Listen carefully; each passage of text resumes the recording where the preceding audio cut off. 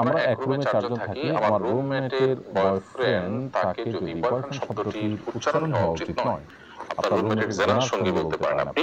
সে যদি তাকে কোনো খাবার দেয়, সে খাবার আপনাকে খেতে দিলে আপনার জন্য তা খাওয়া জায়েজ হবে কিনা, না খেলে যদি সে রাগ করে তাহলে করণীয় কি? প্রথম কথা হলো যে মুসলমান তার কাছে গুরুত্বপূর্ণ হলো আল্লাহর আনুগত্য।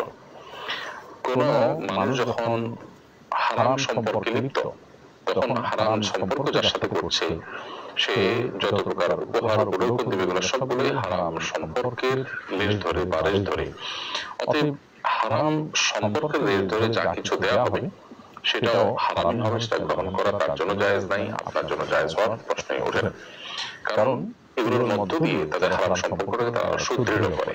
অতএব এখানে কোন প্রকার ইনভলভমেন্ট সেটাকে গ্রহণ করে অ্যাপ্রিশিয়েট করা এটা কোনোভাবে জায়েজ হবে না, এটা অন্যায় কাজে, হারাম কাজে সহযোগিতার শামিল হবে।